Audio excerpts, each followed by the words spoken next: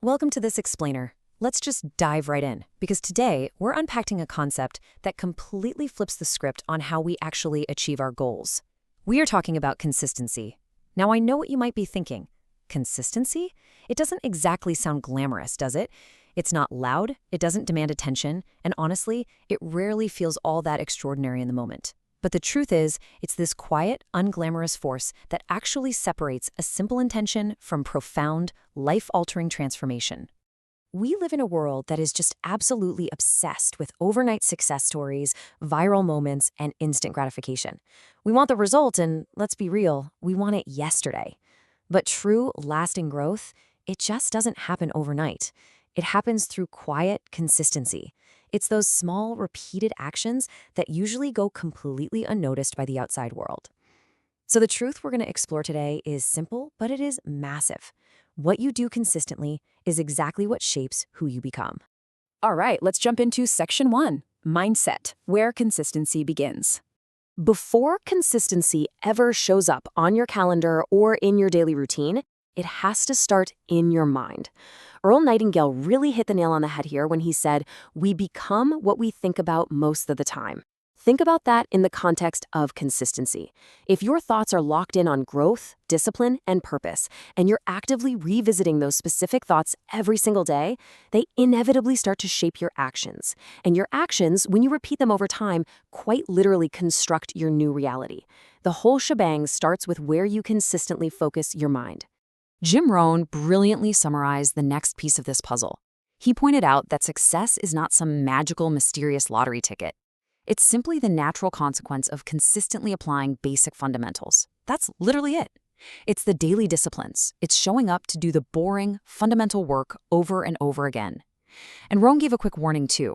The reverse is also true. Small errors in judgment repeated daily will lead straight to failure.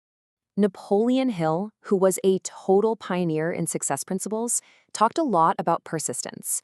And this is exactly where so many of us get stuck, right? We wait for ephemeral motivation, that fleeting, unpredictable burst of energy, before we actually do anything. But motivation is totally unreliable. It comes and goes depending on your mood, the weather, or even just what you had for breakfast. Consistency, on the other hand, is a firm commitment.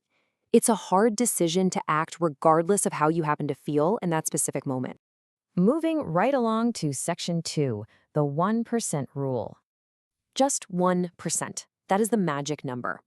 The 1% better rule is honestly one of the most powerful concepts in modern habit formation. Now, getting 1% better at a skill or making a choice that is 1% healthier today feels totally insignificant in the moment. But think about a prolific author writing just 1 page a day, or an Olympic athlete tweaking a single stroke. They didn't achieve greatness by making one massive, exhausting leap. They focused entirely on tiny, daily refinements. Over time, thanks to the magic of compounding, these tiny gains stack up. They build this incredible momentum until they create a version of you that once felt completely out of reach. So how does this actually play out? It breaks down into a clear 3-step sequence. Step 1, it all starts with a small thought or intention. Step 2, that thought translates into a repeated action, even a tiny one. Step 3, through the sheer brute force of repetition, it eventually locks in to become your new reality. The gap between where you are right now and where you want to be isn't closed by one huge heroic effort.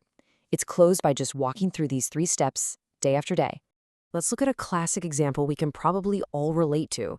Say you go to the gym once and you just absolutely destroy yourself with a 3-hour extreme workout. You're probably going to feel incredibly accomplished that day, but who is actually transforming their body? It's the person making 3 steady, reasonable visits a week every single week. Consistency leverages time. It completely proves that reliability will always outpace brief bursts of extreme intensity. Which brings us to section 3, turning effort into identity. Over time, if you keep at it, this profound internal shift takes place. We move from just doing things to changing who we actually are. At first, you're trying really hard to be consistent. It takes a massive amount of effort just to tie your running shoes or to sit down at your desk to do the work. But eventually, something clicks. You no longer have to negotiate with yourself or force yourself to act. You simply become the kind of person who shows up. You become the person who follows through. All that conscious, straining effort simply dissolves right into your core identity. And this identity shift is a real game changer for a few key reasons. Once you see yourself as a consistent person, your actions align naturally with that new belief. You experience way less of that internal negotiation. You know that little voice in your head debating whether or not to smash the snooze button?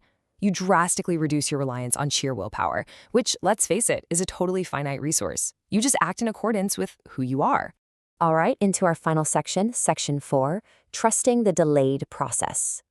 Let's be completely honest with each other here. This is not always easy. There are going to be incredibly difficult days when your progress feels 100% invisible.